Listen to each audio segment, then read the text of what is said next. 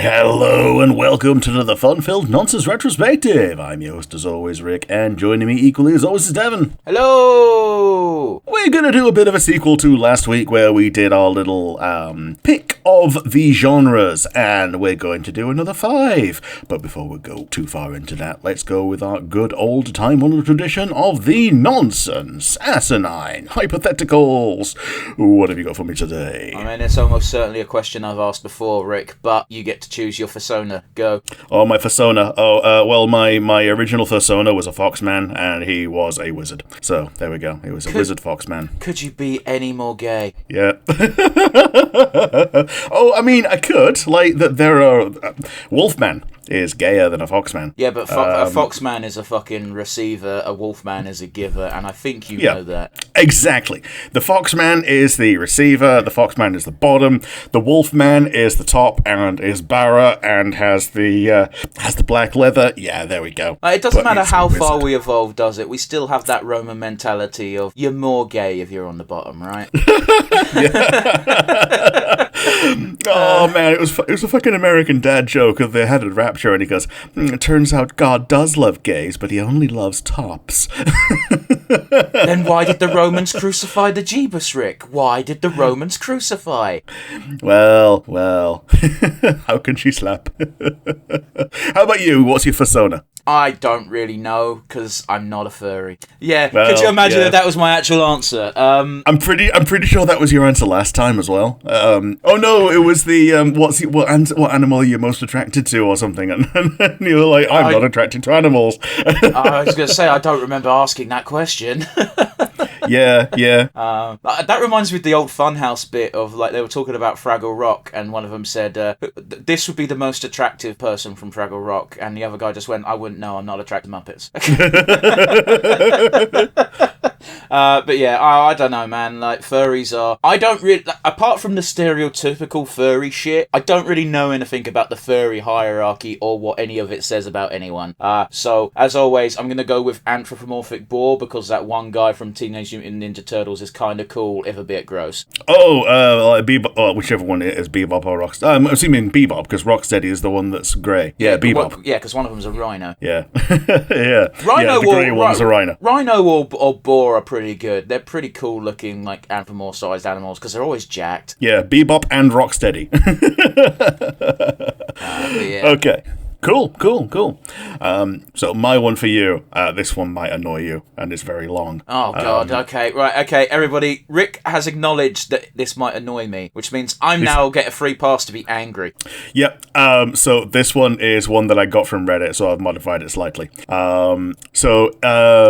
You are transported to a private island populated with Komodo dragons. Oh, I already hate it. You are raised by people in air-conditioned ape costumes. The people in the ape costumes raise you as an ape for the first 18 years of your life. On your 18th birthday, a human expedition made entirely of people with dwarfism are sent to Skull Island to discover your ape-man hybrid and bring you back to a dwarf mock-up of New York City and eventually teach you the truth before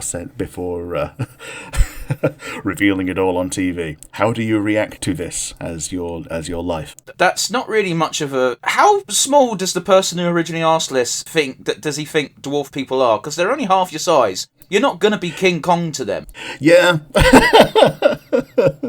Yeah, this one is one of the silliest things I've ever read, and I couldn't help but use it as my thing for today. Dude, I've done it before with the fucking raining babies. Yeah, the original one was you get $750 million for your child to be this person. Yeah, I do that in a heartbeat. I don't care. Yeah. If that was if it was like a Fay Pack deal and it was your firstborn, easy out. Don't have a kid. Yeah. Like for $750 million, like you, like even if you do have this kid and they do become like King Kong, like or Tarzan or whatever, you just give them the money afterwards. They'd probably be fine. The King Kong thing is throwing me here because I don't know why humans aren't as strong as gorillas. Yeah. And I don't know why even they're going to people with dwarfism exist. They don't They do. live in magic Lilliput villages. They don't, but the idea is that they're trying to make the one regular normal human being that is ideally you or me, or otherwise the child, think that they are some kind of gargantuan humanoid. But even then, like, again, you're not going to feel gargantuan. Have you seen King Kong? King Kong, no. Have you seen any indication of how big he is? He's bigger than buildings. Oh yeah, those ones are massive. Like he's not Godzilla big, but he's still pretty fucking big. Well, they give him an upgrade in Godzilla vs Kong to make him big enough. But yeah, he's as big as a regular house. Well, sorry, bigger than regular houses. He is a big monkey. So you know the analogy itself falls apart almost immediately because you need to have teeny tiny humans, not just dwarfism folk. Yeah, I think the idea is mostly raised as Tarzan, and then you make them think that they're a half ape hybrid. The fucking Komodo dragon thing is throwing me off. Why did they put that in there? I don't know why the Komodo dragons are on there. One of the responses is the place is filled with Komodo dragons. I don't think they're making it to the 18th birthday, Peter. Like, you'd have to stay inside the building, and the building would have to have state-of-the-art defences, because, again, I don't think the person who posted this realises how fucking lethal Komodo dragons are. Yeah. Meanwhile, there is a tagline of the child is not vulnerable to disease because they will have been vaccinated by tiny drones disguised as mosquitoes. So the question is nonsense, and there's no good answer here. Because you're saying, Yes. what would I think? And it's like, I don't know what I'd think, because I'd have to have no knowledge and only think like a monkey. Yeah. Would you? What would you think? And B, would you let your child do this? Like, and you said, yeah, you do. Well, okay, I was saying that hyperbolic. I don't think I'd want my child to grow up thinking he's an ape. Here's the thing, I don't have a child, therefore it's very easy for me to say, yeah, fuck it, who cares? It's a hypothetical child. If I was actually a father and had an actual kid that I gave a shit about, I'd probably think more than not at all. Yeah. You gotta understand that. It's easy to hypothetically say, yeah, I'd sell a child for 750 million. I wouldn't. Yeah, it's very difficult to make that decision because like $750 million, a lot of money. It is, but you're still not part of the elite. Yeah. So, you know, it's one of those where if you're going to do something that truly damns your soul, I want to at least want to be part of the 1%. Yeah, you get to be 3/4 of a billionaire. That's still not a billionaire. It's one of those. I remember when I can't remember the chap's name, but you remember the guy who played Finn in Star Wars. Yeah. Like he was joining during the fucking fuck the 1% protests, and a bunch of people were like, "You're a millionaire or a multi-millionaire because you're a film star. You're also on a chopping block." And it's like, no, he's not. You're much closer to being poor if you have $1 million than you are to being a billionaire. Yeah, totally. Pick your battles, Absolutely. you fuckwits. Be cleverer. Yeah, absolutely, 100%. I'm admittedly a bit biased because I like that chap. Yeah, he's cool. But yes, we're doing our pick of the 5 this week. Our first genre is the fighting game. What's your favourite fighting game? And as usual, in this version of the show, I'm flipping the script and making you go first, for I am the true villain. Rick, what's your favourite fighting game? Well, the one that I picked was Soul Calibur 2. This makes Specifically sense. Soul Calibur 2. Yeah, specifically Soul Calibur 2. The first game was okay. Yeah, it was like one of my first 3D fighting games that was like good. But the second game was just so much better. But the big deal was that there was a different guest fighter on every different version of the console. So whenever I went to a friend's house and they had the PlayStation, we got Heihachi. And when they were at my house, we had Link. And nobody had an Xbox, so nobody had Spawn. But like when you were at home, you essentially had the potential for like a miniature home field advantage with the one character that your friends weren't like super well versed in. It's really whereas interesting. every other character was easy. It's really interesting that you bring that up, Rick, because those guest characters, because they were console locked, were banned from tournaments. Yeah. They did the same thing again in Soul Calibur 4, where they did Yoda and Darth Vader, but there was very definitely an empty spot for both of those characters, and about 3 months later, they were both released as DLC. Yeah, Soul Calibur's weird like that, I suppose. Didn't that version also have OC Boy? So it had an OC boy called No, Necrid? no, I'm not talking about Soul Calibur. I'm talking about the Star Wars guy. I've forgotten the fucking game. It's Starkiller. Yeah. The the Darth Vader's secret apprentice, the Star Killer, who's now no longer canon. It was arguable that he wasn't canon in the first place. Oh yeah, but like everything's not canon until it is, and then everything's super not canon as soon as Disney go like, yeah, no more anymore.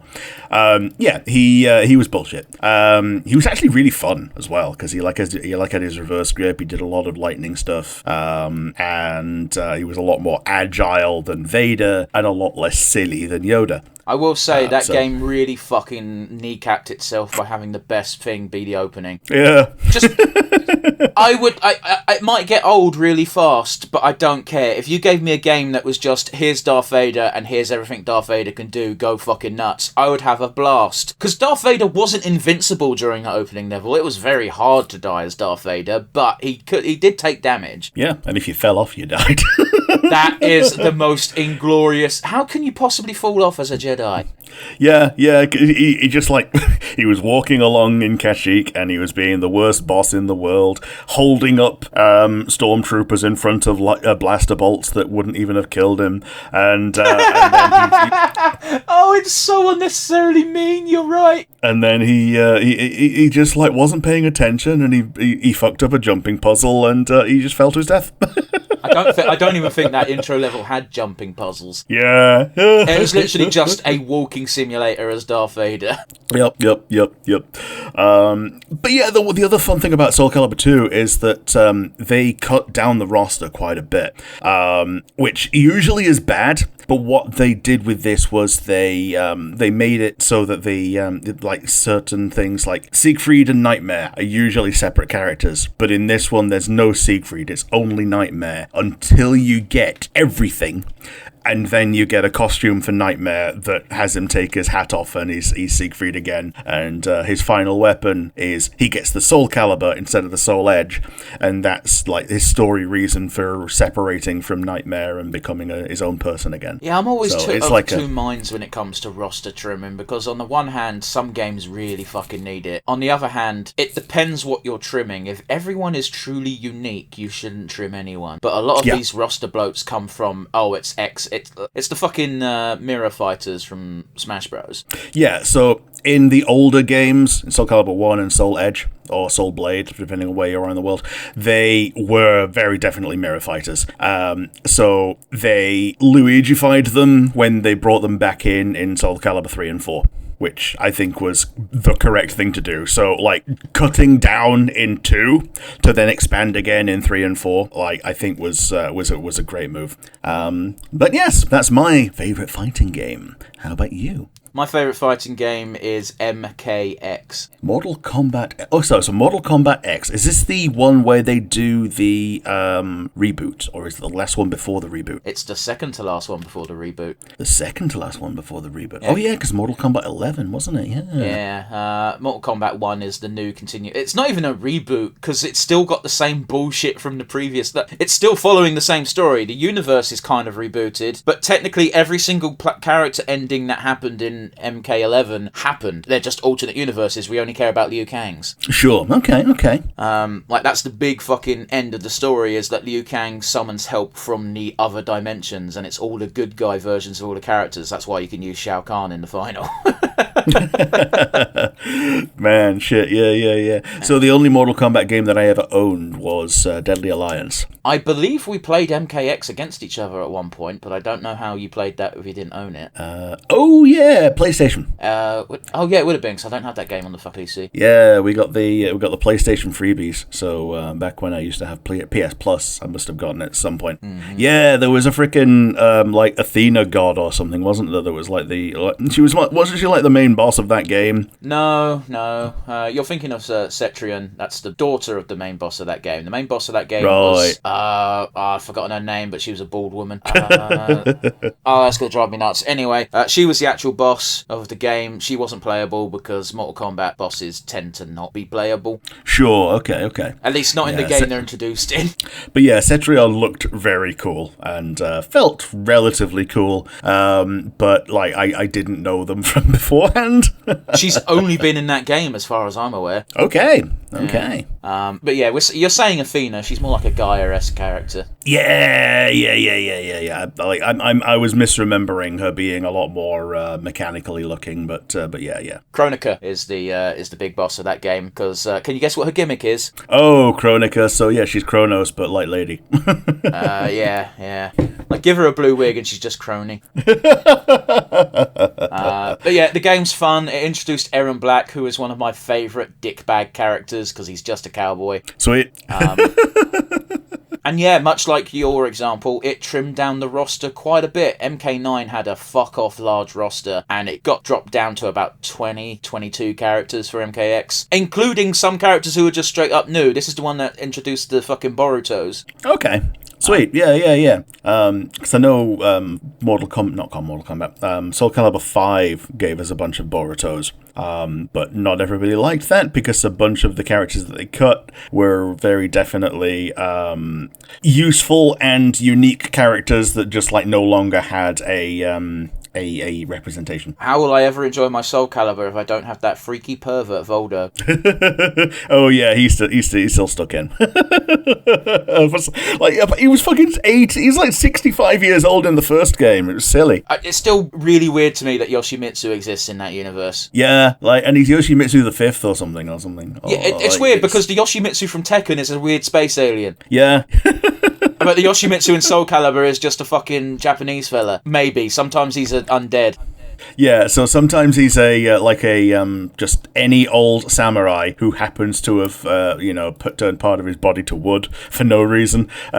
And he's got like a clockwork arm, so when he does his pogo stick stupidity, that's how he hovers with his helicopter sword. Like Yoshimitsu is literally just fucking. They just took the moveset from Tekken. Yeah, it's so weird to me. Yeah.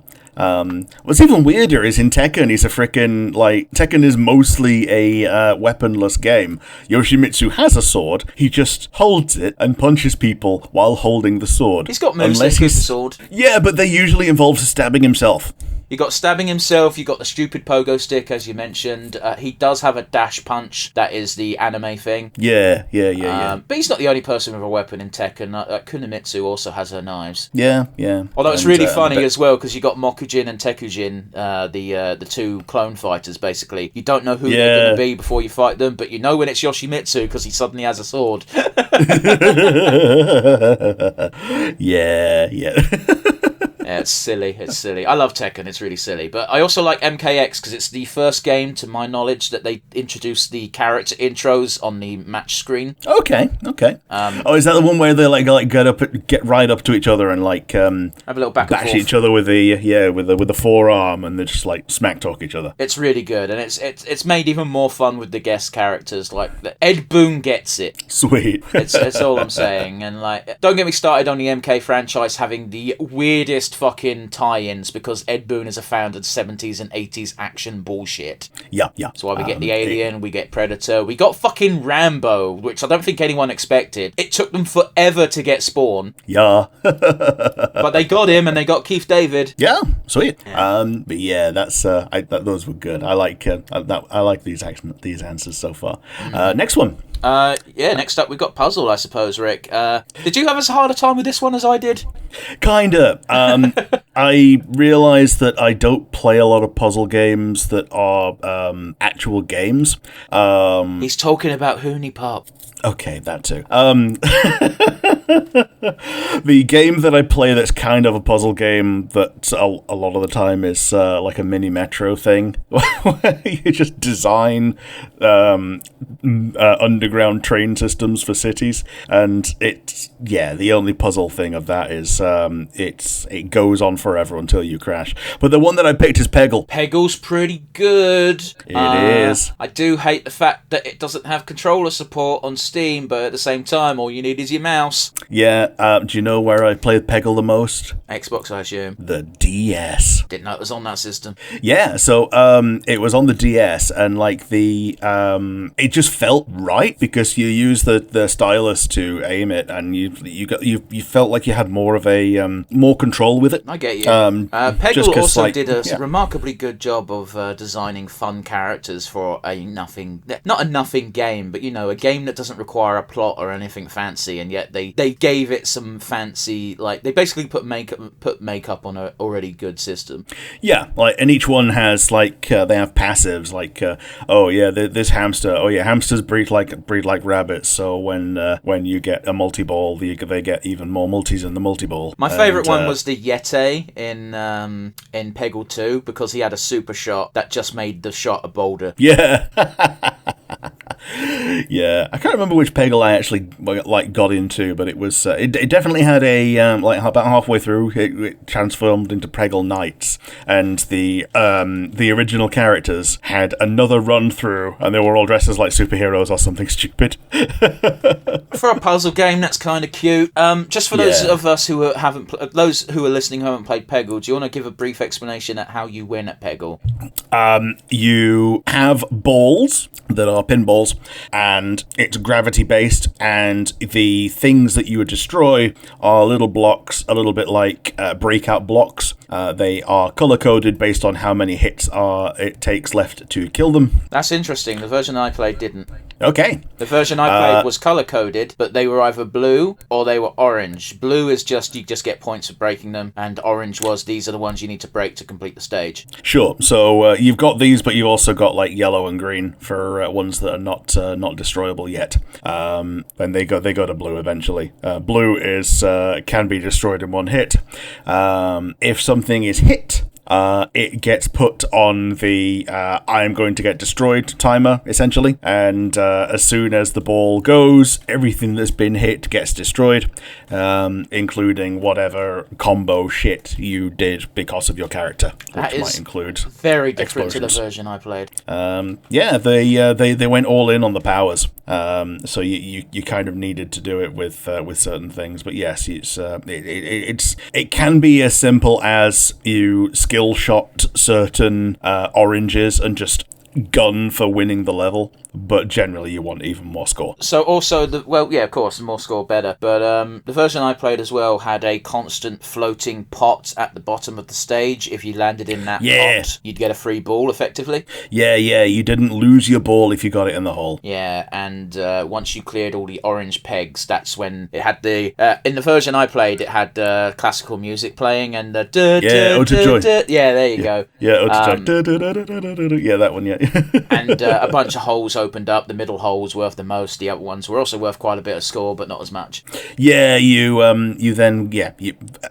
got to fire your other balls and hopefully get a bunch of bonus points. So the fewer balls you do the level in, the more chance you have to just get a bunch of bonus points by just firing straight down. And of course, if you completely cleared the stage, getting those max points was very easy. Oh yes, incredibly easy. But yeah, Peggle is my puzzle. How about you? Tetris. Yeah. Tetris was such the obvious pick that I had another pick in brackets in case you picked it. Yeah, it's like the puzzle game. It is. It's incredibly addictive. Obviously, I played the original version on the Game Boy. This game exists on every console ever. Yeah. Man, trying to think. Actually, I think the only version of it that I own that's legit was on one of my phones where it came with it. Sure. I mean, I could literally, because I'm such a sad sack, I can literally dig it out of my pile of Game Boy games and be like, here's the original Tetris cart with the fucking label half torn off because I was a child when I originally had it. Yeah. Oh, man. Yeah, Tetris. Fantastic. I also remember one time I got bollocked because I spent too much time on the Tetris machine in the little mini arcade in a hotel because I was getting too much time out of one coin. That's not how that works, arcade staff. Yeah, I know. That's your problem for making the game not bullshit difficult. Yeah, letting people start at speed 1 instead of like making them start at speed 10 or whatever. Which, I don't know about you, Rick, like, I've never played Tetris with the goal of getting the biggest score ever, because that's just not what I get the enjoyment from. I like starting at speed 10, because it feels like that's when the game actually starts. Yeah, I get you. But even then, like, it very quickly goes beyond what speed 10 is. Yeah. So, like, it's a case of, like, if before speed 10, I simulate speed 10 anyway, just by, like, getting things into position and just, like, straight drop. Oh, yeah, that's just good habits. Yeah. And the good old T-spins. I did at one. My dad really liked Tetris. I don't know why, and I never actually saw him play it, but he insisted he loved Tetris. So one year I did just get him a little machine that all it did was play Tetris. That's cute. Like, that's how popular and successful Tetris is. You can just buy a machine and all it does is play Tetris. Yeah, absolutely. It's it was good. It was good, and it still is good. It's one of those things that really does stand the test of time. Like, anybody can just go piss about on Tetris for like 20 minutes and come away feeling fulfilled. And I will say, I think like, Nintendo experimented with the formula quite a bit, but I think Tetris was probably, arguably, in my opinion, the most successful, like, 64 game. Okay. I never played Tetris 64. Well, it might have been 32. I forget the number, but it was the Mario thing where they just had you play Super Mario Bros. 1, but everyone was playing it at the same time, and the more things you killed, the more Goombas you sent to other people. So Tetris is the exact same thing as you're playing Tetris, but so are 30 other people. Done. Oh, nice and fun. Tetris 99. 99. Okay, I got the number wrong. Right. Okay. So 64. I assumed you meant on the Nintendo 64. Yeah, the 99 one is like the freebie that you got with Nintendo Plus. Yeah, wasn't it? Yeah. Yeah, it was a good idea. It was. I don't know if it still exists, because I know they got rid of the Mario 32. Yeah, it was silly. I don't understand why they fucking did that. It was just such a good free thing to have. It was. And also motivation to give you money for your fucking online service, you fuckwits. Yeah. Oh well. Oh well, indeed. You ready for the next category? Yeah, let's go. Next up is RTS. Now, I know I'm more of a fan of this genre than you are, Rick, but nonetheless, I'm eager to hear what your opinion is. My honourable mention was Halo Wars, but my real pick is Warhammer 40,000: Dawn of War. The original. Yeah, the first one. Without any of the expansions? Yeah. Okay, well, maybe the first expansion. The one where you get Imperial Guard. I generally think that, like, Soulstorm might be the best version of the game. Yeah. That's the one with Necrons and Sisters of Battle, right? Soulstorm is the final expansion, so that's the one with Dark Eldar and Tau. Okay. No, wait. It was Dark Eldar and Sisters of Battle. It was Tau and Necron for the one before. Right, okay. It was like Dark Tide or something. Wasn't called Dark Tide, it was called Soulstorm. I got the name right. No, I mean, like, the other one, the middle one. That wasn't Dark Tide, it was Dark Crusade. Dark Crusade. Dark Tide is the fucking Left 4 Dead thing they try and... Well, it's actually quite successful, allegedly, but yeah, it's the Left 4 Dead clone. Okay, yes. Also a Warhammer thing. Okay, so I played this when Dawn of War was new. We played the first expansion when it was new, and then by the time the second and third expansion came out, I was no longer living with people that played games like this. So I stopped. Dude, if the servers still exist, I would gladly play multiplayer with this with you. Yeah, it was neat. It was really fun. It was a lot of fun to just play the single player, because you could, like, use the bullshit of the AI as its own challenge, and, like, use it as kind of like a miniature puzzle game of, like, oh, do I really need to get my assault marines or whatever, and then being able to do the custom map versions of things as the other factions was really cute. Like, obviously you didn't get to play as the Eldar in the regular campaign, but being able to do it in multiplayer made you realize, oh, okay, I like these now. I like Wraithguard. They're cool. I played the Eldar quite a lot in the multiplayer days, and there was a trick I like to do. There was a really popular 3 versus 3 map at the time, which effectively, if you got the bone Gunsinger's teleport ability and the cloaking ability for your Wraith Gates, your Bone Gate, where the fuck they're called. It let you expend your area of building, basically, to build anything you wanted. What I would do is I would teleport behind the enemy bases and put my Webway Gate at the back and then cloak it immediately. And then all of the turrets that they put in front of their bases meant completely fuck all, because I just transported all my guys behind them. Yeah. That was a real problem in the multiplayer games, and I believe they fixed it with the first expansion because they capped the amount of turrets you could have. But back in the original base game, you could put as many turrets up as you had power. Yes. But in the expansion, it was like, no, you could have 5 per HQ building. Yeah. Meanwhile, the one thing that they fucked up really a bit was they made the Imperial Guard too good when they brought them in as a playable faction. That quickly got fixed. Yeah, I'm assuming so. I think the idea was they made them really good in the expansion where they were introduced, and then they got nerfed down to normal because they were almost as good as Marines, and they're not meant to be that good. Okay, but it's a fucking game, Rick. It's a video game. They have to be comparable. True. But yes, a lot of good memories about this. How about you? Real-time strategy. My real-time strategy game is, there are hundreds I could choose from, but I went with Alien vs. Predator Extinction. Okay.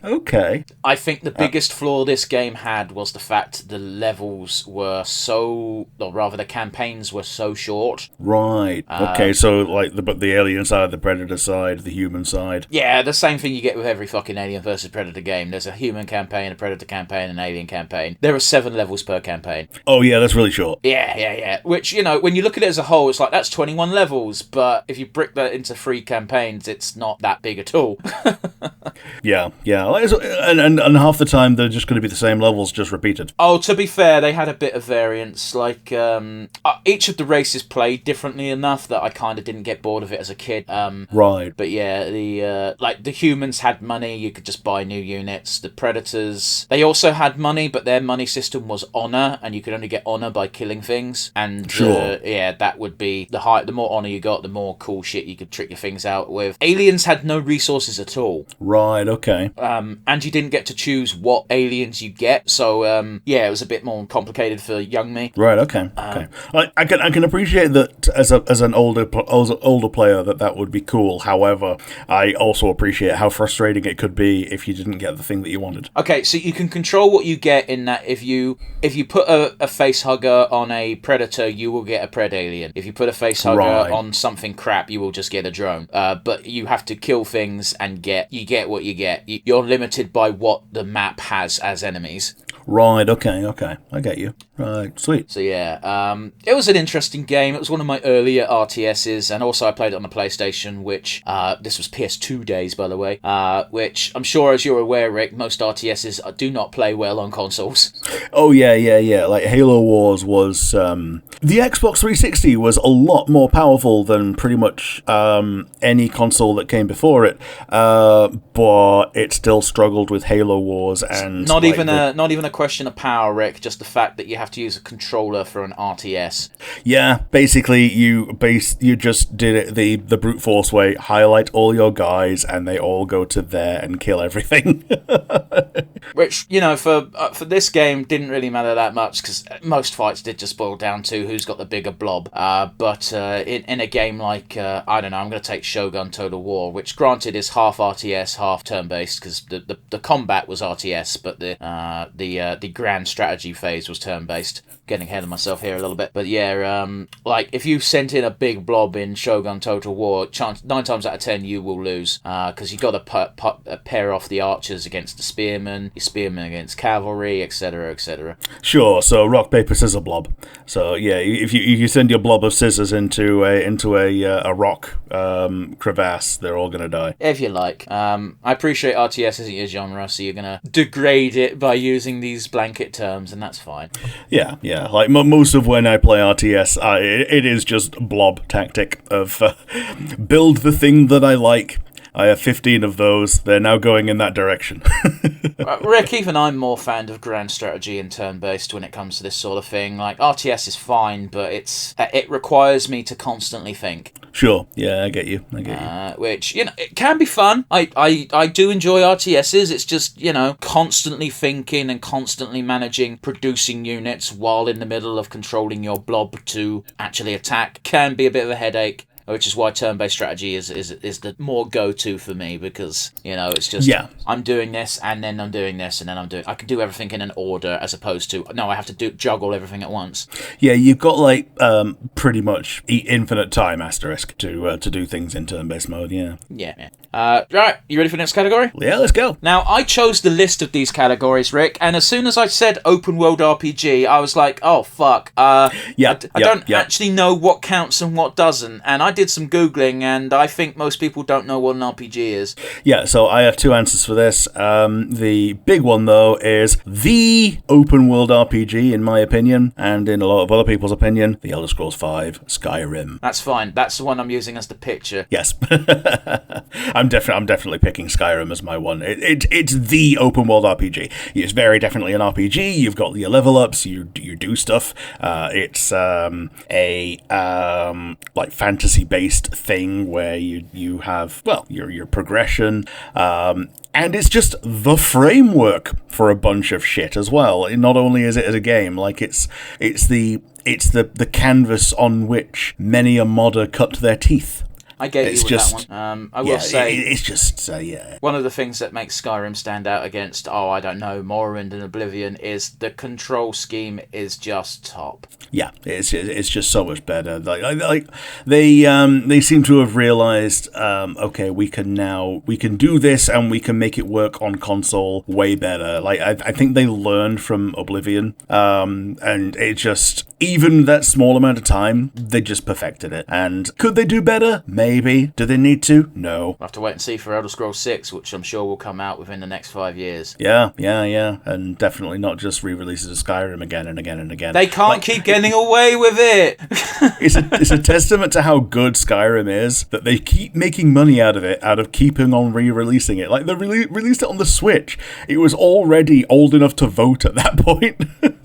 It's not old enough to vote. Yeah, it came out in 2011. 2011. Yeah, 11/11/2011. It felt old enough to vote by then. But yeah, it's like the additional thing, it's the mod framework, but also the DLC that they made was actually also pretty good. The vampire DLC felt like it added so much to the game. Yeah, from the company that gave us the invention of modern day DLC with Horse Armor, it still surprises me at how well they did for the DLC for Skyrim itself. I even liked the fucking, hey, do you want to build a house? Yeah. Even if it was just a case of, just take over one of the houses that exist in the world and okay, let's adopt this child from somewhere in the universe. It's really cute, and start a family with Ayala the Huntress. I mean, you're allowed to have your taste, Rick. But yes, Skyrim is mine. What's yours? Well, before we do mine, you mentioned you had two. What's your little asterisk side note? My other one would have been Breath of the Wild. Yeah, you don't bring that one up with me because I hate Zelda. Yeah, you hate Zelda. You hate the Genshin style. I don't hate Genshin because of the open worldness, surprisingly, because I'm not a fan of open world games in general. I hate Genshin because it's gacha crap. Yeah, predatory as fuck. Yeah. So being in this world as a Zelda fan, it was basically not a Zelda game, which is fine. You're just walking around the world, just exploring it for its own benefit. The progression is based around how much you explore and how many puzzles you do. But it's such a breath of fresh air into what is normally rather kind of linear, in that you just get to a dungeon, do the dungeon, leave. Much like how Call of Duty ruined shooters for a long time, I feel like Breath of the Wild ruined video gaming for a long time, because it was and I've got a legitimate point here. I'm not just ragging on it for the sake of ragging on it, because every single game, or rather a lot of games that came out since, made the pivot to open world, because oh shit, Breath of the Wild is the new gold standard for video games, which one isn't true, And 2, not everything benefits from being open world. Now, again, I appreciate that I don't like open world games in the first place. I'm biased as fuck. But Dynasty Warriors didn't need to be open world. Oh yeah, absolutely. 100% agree with you on that one. I hate... Now, Dynasty Warriors is a franchise I'm particularly fond of because, there's not a lot of Free Kingdom bullshit in the West. So I get that. I'm sure there are other franchises that probably had open world entries after Breath of the Wild that didn't need to be open world. Yeah, like I know you're not very high on Elden Ring because it's open world. I don't like it. Yeah, I like it partly because of the open world, partly just because it's good. I appreciate that you don't like it because of the lack of direction that an open world foists upon you. I don't like it because it's open world, because open world in general sucks for me. I'm not a fan for particularly, including the reason that you just mentioned. It also didn't feel like Souls. Unfortunately, that's just a Bloodborne problem, because since Bloodborne, they've just taken away defensive options from people.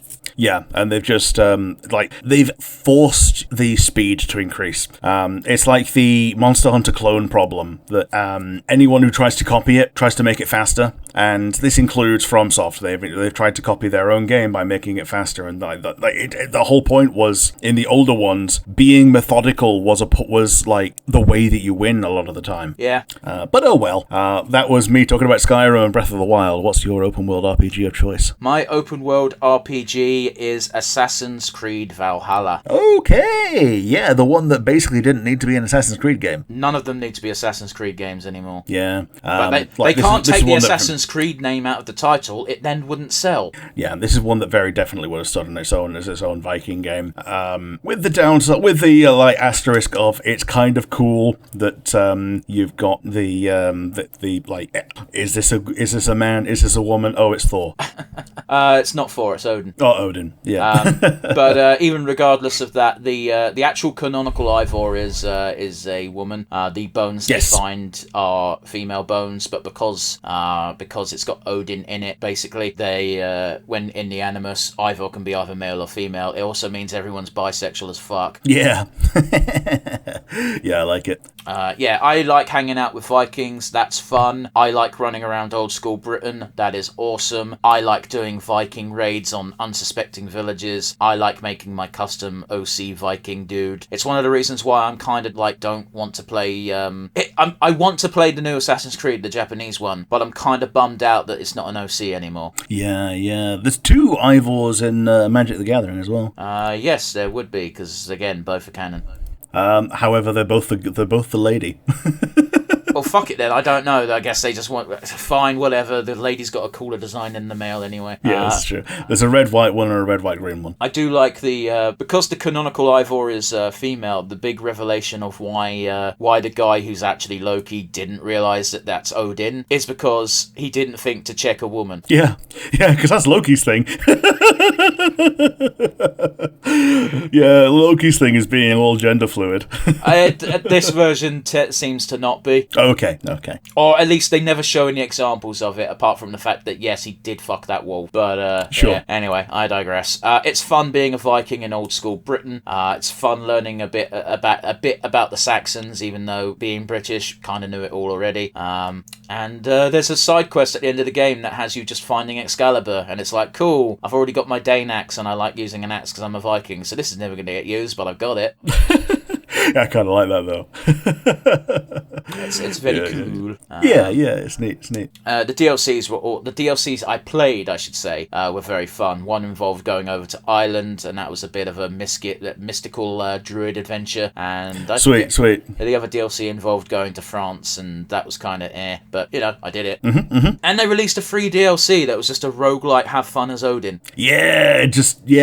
So I guess they just like give you the full on Odin power set. Well, no, because it's a roguelite, so you get very little. But okay. The more currency you get, the more cosmetics you get that make you look a bit more Odin-y than Ivory. Sure, I get you. Sweet. Okay. And it involved all the bosses were like Norse mythological figures. Like you had to fight Nidhogg at one point. Sure. Okay. So yeah, it was a very fun game. It gets by on the RPG aspect just about because it does have a skill tree, but it's one of those big old asterisks. So I wouldn't blame someone for going, "Hey, fuck you, that's not an RPG," but I think it is. Yeah, sweet. Yeah, I like it. That brings us to our final entry, and this one's a bit of a weird one because games don't tend to classify themselves as this anymore. They usually go for character action. But let's see what you've got for hack and slash. Yeah, so I googled this. Similar to open world RPG, it's a bit of a hazy feely phrase. So I'm not happy about this. Doesn't fill me with confidence. The one that I played the most out of the most popular hack and slash games on the list was Hyrule Warriors. However, it's not even the Warriors game I've played the most. The Warriors game I've played the most and had the most fun with is the Three Houses, Three Hopes game. So which one are you putting in your list? I'm going with Fire Emblem Three Hopes. So why the fuck did you bring up Hyrule Warriors at all? Because I looked on the Google list of like top 20 most popular ones, and like it was mostly things like God of War and things like that. And I guess the only other one I played on that list was Heavenly Sword, because for some reason I didn't play God of War games, but I did play Heavenly Sword. They also put Musos in there. So yeah, we're putting the Fire Emblem Three Hopes. To be fair, Musos are very much the definition of a hack and slash, in my opinion. It's a character against a million dudes, and they have a weapon. Yeah. It's 1 versus 1,000 is what the genre is called sometimes, isn't it? I guess. And it's what the people at FromSoft didn't get when Demon Souls was first pitched, because they didn't understand why you were not able to 1 versus 1,000 these creatures. So this is one of those games where you just boot it up, slaughter tons of dudes, feel good about it, turn your brain off. I mean, yeah, hack and slash doesn't require a lot of thinking. On higher difficulties, you have to press the block button sometimes. Or use whatever bullshit this game implements. Like for obviously in Fire Emblem, there's kind of like a bit of a weapon triangle. They use a stagger meter, which fills up faster if you're doing the weapon triangle correctly. I assume that only applies to generals. Yeah. For rank and file, it basically things just die in one hit. Again, that'll be on the easier difficulties, because when you play on fucking hard mode in Dynasty Warriors, etc., it takes like 5 swings to kill mooks. Yeah, they've got little health bars, but by the same token, if you've got the right build, you probably built up some kind of bullshit meter on your character that makes the mooks like. I don't know, Rick. Is this correct? You're the one talking about Free Hopes. Well, it is for me. You can.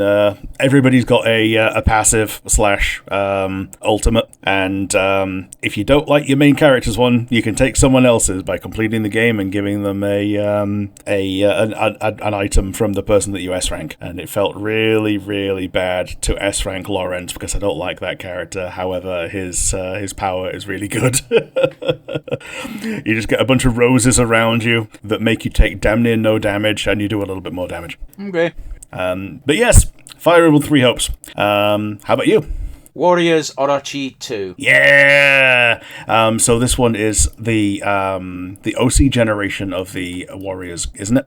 Sequel. Yeah, but yeah, like the Orochi ones are kind of like the OC offshoots, right? I don't know what you're trying to say. Isn't Orochi like a person that didn't exist? So like that's like what makes it different to just Warriors. Okay, Warriors Orochi is the big crossover game. Right, okay.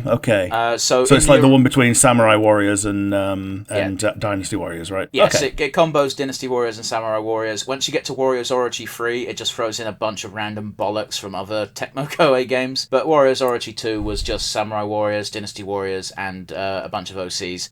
So you've got Orochi, who is a giant snake demon. You've got Darji, who... I don't know how real she is. It's one of those weird scenarios where there's a famous story about a concubine assassin, but I don't know if it's just a made-up one. Do you know what I mean? Sure. Okay. You get Yoshitsune Miyamoto and Kaimori Taira, who are both real figures, but not from the Sengoku Jidai period. Sure. Okay. You get Sun Wukong as well, who is just Goku. Sun Wukong is the best in this game because he gets a flying cloud under his feet when he starts running, which makes him 2 times faster than anyone else. Yeah, I get it. Yeah, that's on brand. Definitely on brand. It's a fun game. First of all, you get to every stage you go into, you get to make a team of 3. So instead of just playing as one character, you play as 3. Sure. Depending on who you pick, you can get unique, interesting dialogues. So Shingen Takeda rather famously studied Sima Yi's writing, so he's a massive fanboy around Sima Yi.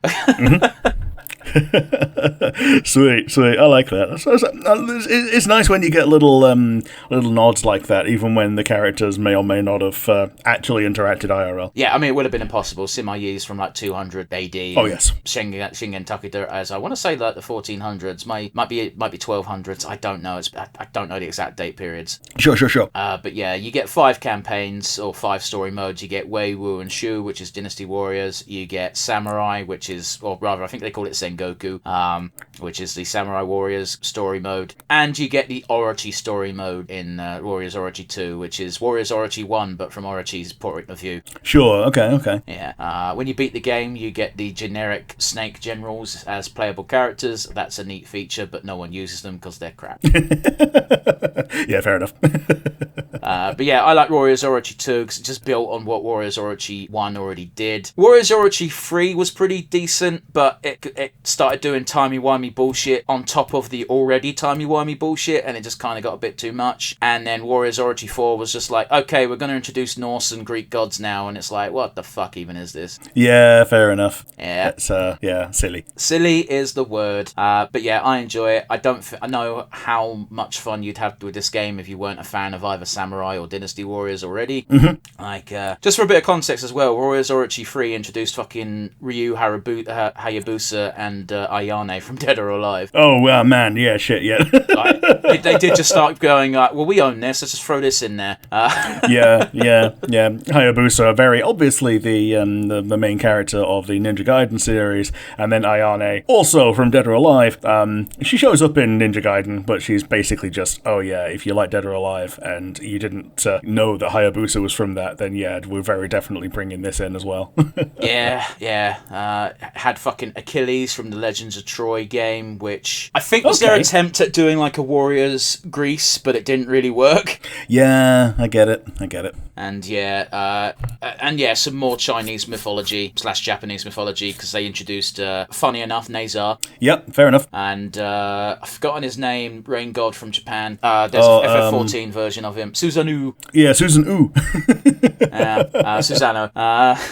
Who's a fucking beast in that game and awesome, and I really like using them. Yeah, sweet. I think that brings us to a close, Rick. Yeah, and that's it for us today. If you like the video, there's the comment section down below on YouTube. Tell us which one of our pick of the day is the fighting game, puzzle game, real-time strategy, open world RPG, or hack and slash that you remember incredibly fondly that we may have forgotten about during our little rundown. And give us little suggestions for other lucky dips like this to do, because we enjoy doing this. Okay. Pick of the genres, because we've done these obviously 2 very quickly back to back, and we've enjoyed doing them. If you don't have the comment section on YouTube or Spotify, you instead have an email which would go to nonsensereviewuk@gmail.com. Yep, that's right. We're open to suggestions for categories. We might even tweak this formula a little bit and like restrict the years, maybe. Might be a bit more interesting if we did these categories but did like 10-year time spans. Yeah, like maybe even just have like Game of the Year like from that year as one of the categories instead of a category. I think you just come up with a new series, Rick, of just Game of the Year, and we start at like, well, okay, I don't know when we'd start, because I guess it would have to be, the start point would have to be when I was conscious of video games. Sure, yeah. Well, I guess we could just do Game of the Decade. That wouldn't last very long, would it? Yeah. 80s, 90s, noughties, 10s, 20s. 5, there we are. No, don't like that. Yeah, fair enough. Anyway, join us again next week, guys, where I promise we'll do something different. Yeah, bye everybody.